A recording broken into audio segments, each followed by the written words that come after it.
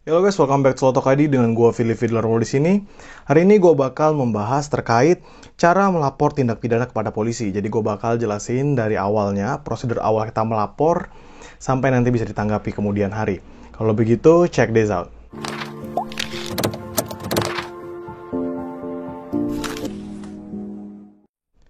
Nah, jadi hari ini kan topiknya terkait dengan cara lapor tindak pidana ke polisi ya, dan gue mengambil materi ini langsung dari indonesia.go.id kalau tidak salah tadi. Terima kasih untuk materinya, jadi gue bakal langsung ngebahas nih di sini. Nah, berdasarkan pasal 1 angka 24 di KUHP, laporan adalah pemberitahuan yang disampaikan oleh seseorang karena hak atau kewajiban berdasarkan undang-undang kepada pejabat yang berwenang tentang telah atau sedang atau diduga akan terjadinya peristiwa pidana. Nah, dalam menjalani kehidupan sehari-hari, bisa jadi mungkin ada kalanya saat kita harus berurusan dengan pihak kepolisian, baik itu untuk keperluan diri sendiri ataupun saat membantu orang lain. Jadi, gue nggak membuat kita yang sebagai tersangka ya, maksudnya mungkin kita pernah mengalami penipuan, atau misalnya kita dicuri barangnya, kehilangan sesuatu, terus kita berusaha melapor, atau kita punya kerabat, keluarga, dan lain sebagainya yang ternyata bermasalah dengan hukum, terus kita coba, yaudah yuk kita buat laporan di kepolisian. Nah, beberapa dari sekian banyak terkait urusan dengan pihak kepolisian adalah saat mengalami tindak pidana atau saat melihat kejadian tindak kejahatan. Kan selain tadi kita membahas, kita membantu, kadangkala juga kita bisa menemui loh kejadian-kejadian jahat di lapangan langsung. Misalnya kita melihat perampokan, pembegalan, dan lain sebagainya. Nah, tentu tindakan yang sejatinya tidak kita inginkan seperti kejahatan bisa terjadi kapan saja dan di mana saja. Terkait hal tersebut, bagian yang paling mendasar yang mungkin bisa menjadi pertanyaan dalam diri sendiri adalah bagaimana cara atau prosedur melaporkan suatu tindak pidana kepada pihak yang berwajib. Karena kan kita pasti bingung, wah ada tindak pidana nih, kita harus ngapain? Di otak kita ya pasti, ya kita laporan kepada pihak berwajib. Tapi apakah dengan datang langsung melaporkan? Atau kita harus ada izin terlebih dahulu? Atau kita perlu bikin appointment pertama kali? Atau bagaimana? Nah, itu kan kita bakal bahas di sini. Nah, terus kita pasti nggak mungkin dong terlupakan dengan apakah kalau misalnya saya melapor itu apakah saya harus bayar ke pihak kepolisian? Kan itu juga pertanyaan yang harus kita coba untuk address. Nah, di sini yang kita pahami adalah dalam menjawab hal tadi, ada baiknya kita runutkan dulu dengan memahami lebih dalam tentang pengertian dari laporan. Seperti yang tadi gue sampaikan, berdasarkan pasal 1 angka 24 di KUHP, laporan adalah pemberitahuan yang disampaikan oleh seseorang karena hak atau kewajiban berdasarkan undang-undang kepada pejabat yang berwenang tentang telah atau sedang atau diduga akan terjadinya peristiwa pidana. Untuk menentukan perbuatan tersebut merupakan tindak pidana atau bukan, diperlukan sebuah tindakan penyelidikan oleh pejabat yang berwenang terlebih dahulu. Jadi nanti kalian harus bedain dulu ya penyelidikan sama penyidikan itu apa.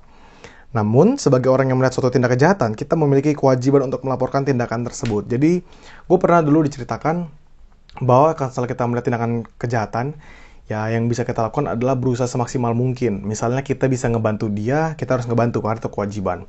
Kalau misalnya kita hanya bisa menelpon pihak yang berwajib, kita laksanakan. Karena memang bagian dari hal tersebut adalah kewajiban kita, dan jika kita tidak membantunya, gue nggak tahu. Setahu gue tuh ada tindak pidana lain. Misalnya kita diancam dibunuh dan ada orang lain yang melihat tersebut tapi tidak melerai, tidak memberhentikan, dia juga dapat dikenakan baik itu membantu melakukan, turut melakukan dan sebagainya, begitu. Nah, tapi itu semua akan kita kembalikan ke pengadilan. Nah, prosedur melaporkan tindak pidana kepada polisi, ini gue bakal masuk dalam prosedur melaporkan tindak pidana pada polisi. Pertama, secara umum jika mengalami tindak pidana atau melihat tindak kriminal tersebut, Anda dapat melaporkan peristiwa tersebut ke kantor polisi terdekat terlebih dahulu.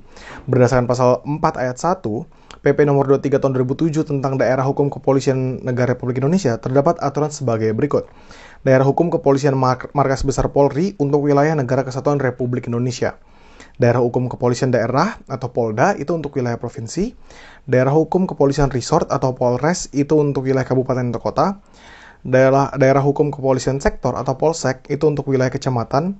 Dan di sini kita melihat, kalau misalnya masih kita dalam suatu lingkup itu, apakah kita harus langsung bawa ke Mabes misalnya gitu untuk kasus misalnya penipuan yang sebenarnya terjadi di daerah dekat kita aja dan kita bisa melaporkan ke kepolisian terdekat gitu, kepolisian setempat. Misalnya emang lebih dekat sama Polsek, ya laporkan di Polsek. Polres ya ke Polres, begitu. Nah, lalu setelah itu Jika Anda dapat melaporkan hal tersebut ke kepolisian tingkat sektor di mana tindak pidana itu terjadi. Jadi memang untuk pertama kita bisa melaporkan ke Polsek terlebih dahulu. Namun bukan berarti Anda tidak bisa melaporkan hal tersebut ke daerah hukum lain. Anda juga dibenarkan atau dibolehkan untuk melaporkan hal tersebut ke wilayah administrasi yang berada di atasnya. Misal melapor ke Polres, Polda, atau Mabes Polri. Jadi memang tidak ada boundaries ya. Kita tidak ada batasan untuk melaporkannya selama masih dalam wilayah administrasi yang sama, karena kan itu untuk memudahkan. Terus habis itu yang kedua, setelah mendatangi kantor polisi, Anda bisa langsung menuju ke bagian SPKT. SPKT itu apa? SPKT adalah Sentra Pelayanan Kepolisian Terpadu, yang merupakan unsur pelaksana tugas pokok di bidang pelayanan kepolisian.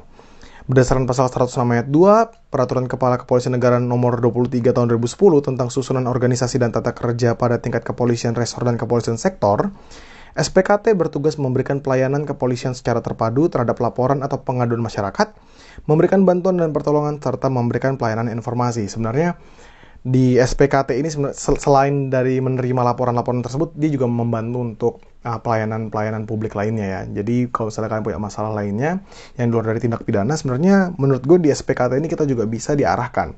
Tapi karena gue awam terhadap hal tersebut, jadi gue akan serahkan kepada orang yang mungkin lebih paham terhadap hal tersebut ya, atau siapapun yang bisa menjelaskan. Nah, lalu selanjutnya setelah menerima laporan atas pengaduan, kan tadi kita datang untuk memberikan aduan ya. Penyelidik atau penyidik harus memberikan surat tanda penerimaan laporan atau pengaduan kepada yang bersangkutan. Setelah itu, dalam pasal 14 Peraturan Kepala Kepolisian Republik Indonesia Nomor 14 Tahun 2012 tentang manajemen penyidikan tindak pidana, ada aturan sebagai berikut. Penyidikan terhadap suatu tindak pidana dilaksanakan berdasarkan laporan polisi dan surat perintah penyidikan. Setelah laporan polisi dibuat, terhadap pelapor akan dilakukan pemeriksaan yang dituangkan dalam berita acara pemeriksaan saksi pelapor.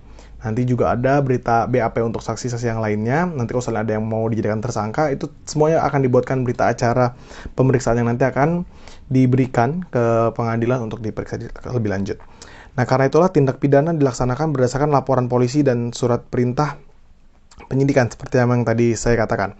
Nah, saat melapor suatu tindak pidana, dengan kata lain, kita telah mengurangi tugas kepolisian yang seharusnya menjaga kondisi lingkungan agar tetap dalam keadaan aman.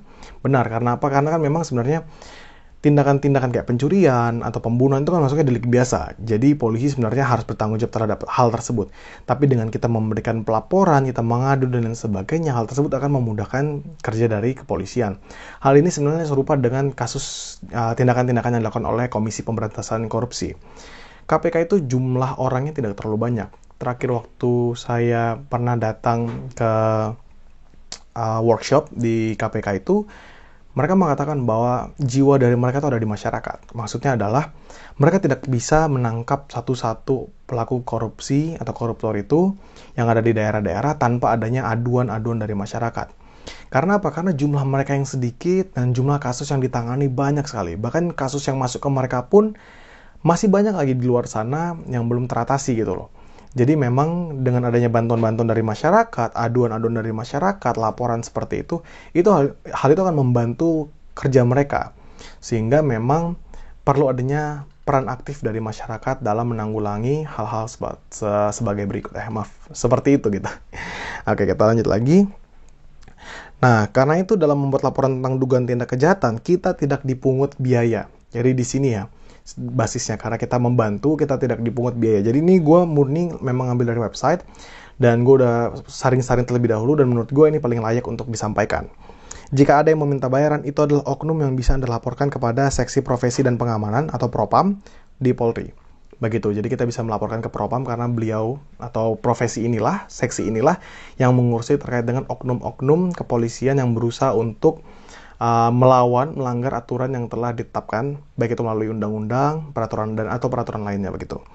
Nah, cara lain untuk melaporkan tindak pidana ke kepolisian bagaimana lagi? Ada. Pertama tuh dari via layanan call center Polri 110. Jadi kan yang tadi kan kita datang langsung, tapi kita juga bisa menggunakan via layanan call center Polri. Misalnya kita melihat tindakan pembunuhan itu terjadi di daerah kita, namun kita nggak berani untuk keluar, jadi kita hanya bisa menelpon untuk sesegera mungkin datang dan lain sebagainya. Masyarakat yang nantinya melakukan panggilan ke nomor akses 110 akan langsung terhubung ke agen yang akan memberikan layanan berupa informasi, pelaporan, serta pengaduan. pelaporan itu bersifat kecelakaan, bencana, kerusuhan, dan lain-lain, serta pengaduan yang bersifat kayak penghinaan, ancaman, atau tindak kekerasan, dan lain-lain. Masyarakat bisa menggunakan layanan kontak center 110 ini 24 jam secara gratis. Namun, Polri mengimbau agar layanan 110 ini tidak dibuat main-main karena jika nanti terjadi seperti itu, pihak Polri tentu akan melacak masyarakat yang membuat laporan bohong.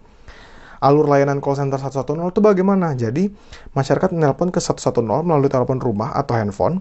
Operator akan menerima telepon, operator akan menginput data penelpon, operator akan memfilter jenis telepon, apakah pengaduan yang valid atau pengaduan yang tidak valid. Jika pengaduan tidak valid, maka telepon akan diproses di Polda sampai closing. Jika pengaduan valid, telepon akan ditransfer ke Polres. Operator Polres akan menerima telepon, operator akan menindaklanjuti laporan dari telepon, operator akan closing pengaduan. Jika operator sedang sibuk, maka telepon akan kembali diambil alih operator Polda. Lama waktu tunggu misal 3-5 detik. Operator akan terhubung kembali dengan penelpon untuk closing pengaduan dan akan memberitahukan bahwa pengaduan akan segera diproses dengan Polres terkait. Di sini yang gue sampaikan adalah teoritis, maksudnya adalah secara teorinya harus seperti itu. Kalau memang nanti di kenyataannya berbeda atau bahkan lebih mudah misalnya, jadi ya plus minusnya ada di kenyataannya ya, kita nggak bisa menyamakan.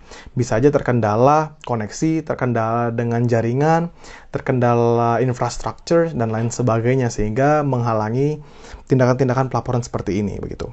Lalu yang kedua melalui apa? Ada melalui SMS 1717 untuk warga DKI Jakarta. Ini untuk DKI Jakarta ya. Selain call center 110, terdapat juga jalur pengaduan via SMS ke 1717. Aduan via SMS 1717 ini dikelola langsung oleh PMJ, Polda Metro Jaya. Nah, yang ketiga, kan tadi yang pertama datang langsung, kedua kita bisa pakai telepon yang via call center tadi, terus bisa SMS juga. Nah, yang terakhir itu kita bisa melalui online, begitu. Nah, pada era digital dan media sosial seperti sekarang ini, seseorang bisa juga melaporkan adanya tindakan pidana via media sosial. Misalnya lewat Facebook, Twitter, atau Instagram. Terdapat beberapa unit kepolisian yang telah memiliki akun media sosial sendiri. Warga pun bisa saling berinteraksi dengan kepolisian via medsos tersebut. Selain itu, di situs Polri pun ada laman khusus untuk pengaduan. Anda dapat juga menggunakan jalur tersebut. Nah, yang penting adalah ketika kita sudah mengadu, kita sudah melaporkan, kita sudah melaksanakan kewajiban kita. Jika ternyata itu kita ingin melaporkan terkait dengan pencurian dan lain sebagainya, kita punya hak kok. Misalnya kita nanya sudah sampai sejauh mana, kita minta dong laporannya atau progresnya bagaimana. Kalau memang dirasa terlalu lama ya.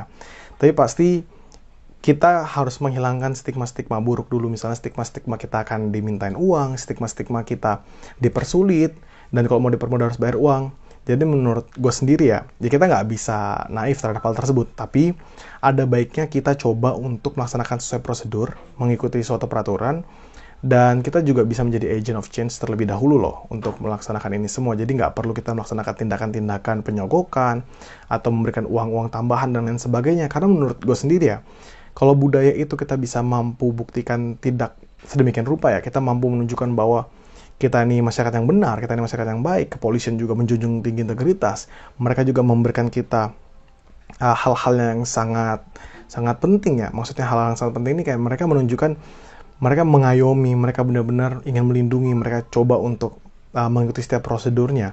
Jadi nggak ada perlu hal seperti itu kayak tadi penyogokan dan lain sebagainya. Dan selain itu juga, mau itu kita nyogok kan, baik kita ataupun polisi bisa dikenakan ancaman pidananya. Sehingga menurut gua kita coba dari sekarang jangan takut kalau melapor, jangan takut untuk mengadu terkait hal-hal yang kita lihat tindak pidana, hal-hal yang kita duga itu tindak pidana. Setidaknya kita sudah melaksanakan kewajiban kita coba untuk menumbuhkan masyarakat yang lebih aman, yang lebih nyaman untuk tinggal di suatu lingkungan, dan juga kita memudahkan tugas dari kepolisian. Selain itu juga, inilah saatnya kita bisa coba untuk lebih dekat kepada pihak kepolisian, kita coba untuk membantu pihak kepolisian, kita coba untuk memahami bagaimana mereka, karena yang gue tahu pasti ya, mereka pasti juga cukup sibuk dengan setiap laporannya dan pasti coba untuk memberikan skala prioritas yang mana yang harus didahulukan terlebih dahulu, melihat dari bukti-bukti yang ada, melihat dari tahap-tahapannya. Kalau masih penyelidikan mungkin mereka akan menundanya. Kalau misalnya udah masuk penyidikan, udah misalnya pemberian berkas-berkas, mereka pasti akan coba untuk mempercepatnya.